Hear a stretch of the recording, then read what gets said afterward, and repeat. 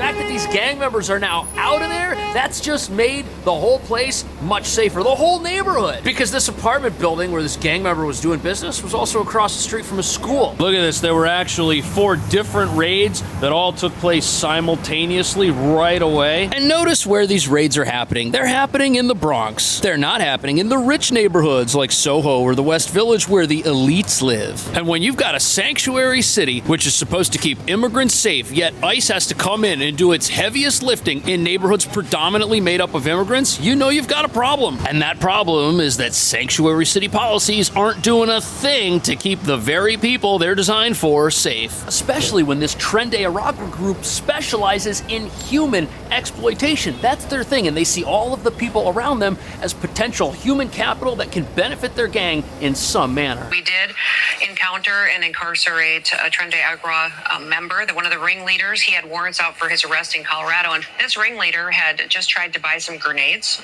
He had been a part of a gun buy. In total, 20 immigrants arrested in the Bronx, 12 with criminal records, 8. So these deportations, these could end up being the best thing that's happened in New York City from a public safety perspective in a long time. Because without them, all these criminals would still be out there. Our local police are powerless to stop them. That's why they're here in such a large, critical, violent mass. And think about this, if in your city you're gonna ban police from stopping organized crime, what on earth could have happened to the poor people living in this building, some of whom were totally shocked when ICE agents showed up and carted off this ringleader? The idea that this guy was not gonna import crime into their neighborhood and into their building is completely ridiculous. What if this ringleader and his friends decided to have it out with a rival gang? What if they tried to locate him in this building? Or what if he and his hooligans just went around looking for people to take advantage of? Literally, there is zero upside to allowing folks like this to live freely in your city. Just think about everything that this gang had to do to get this open-air flea market up and running in Jackson Heights, Queens. All of the stuff they're selling there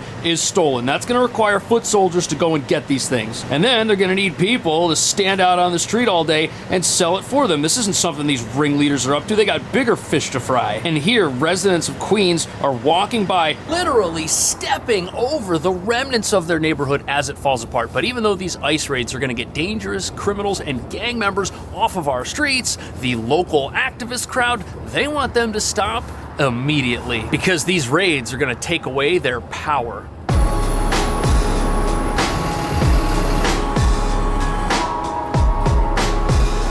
So this has activists in New York going absolutely berserk.